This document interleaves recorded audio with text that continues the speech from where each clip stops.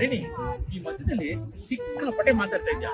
ಮಾತಾಡಿದ್ರು ಪರವಾಗಿಲ್ಲ, ಏನೇನೋ ಹೇಳ್ತೀಯ, ನನ್ಗಂತೂ ಏನು ಅರ್ಥ ಆಗಲ್ಲ. ಅದು ಮಾತಲ್ಲ ರೀ, ಮೋಟಿವೇಶನ್.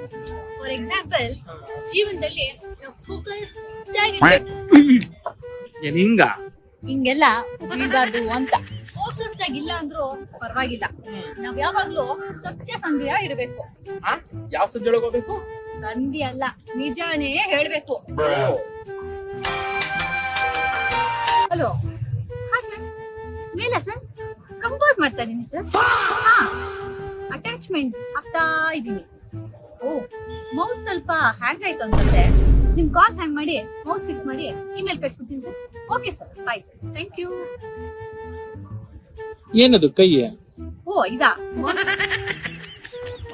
ಆಮೇಲೆ ಅದಿರ್ಲಿ, ನಿಜ ಹೇಳ್ದಿದ್ರು ಪರವಾಗಿಲ್ಲ, ಒಬ್ಬರ ಹಿಂದೆ ಕೆಟ್ಟದಾಗಂತೂ ಮಾತಾಡ್ಬಾರ್ದು.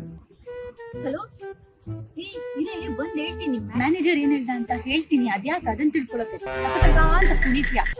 ಹೇಳ್ತೀನಿ. ಏನಲ್ಲ, ಎಲ್ಲದಕ್ಕಿಂತ ಇಂಪಾರ್ಟೆಂಟ್ ವಿಷಯ ಏನ್ ಗೊತ್ತಾ? ಇಂಥ ಕ್ವಾಲಿಟೀಸ್ ಇದೆ ಅಂತ ಬಿಲ್ಡಪ್ ಕೊಟ್ಕೊಂಡು ಓಡಾಡ್ತಾರಲ್ಲ ಅಂತ ಹೊತ್ಕೊಂಡ್ರೆ ಯಾ ಪೈಸೆ ಇಷ್ಟ ಆಗಲ್ಲ. ನಿಮ್ ನಡುವೆ ಮೋಟಿವೇಶನ್ ಕೊಟ್ರೆ ಎಲ್ಲ ಓಡೋಗ್ತವ್ರೆ. ಮೋಸ್ಟ್ಲಿ ಅರ್ಥ ಆಗಿಲ್ಲ ಅನ್ಸುತ್ತೆ.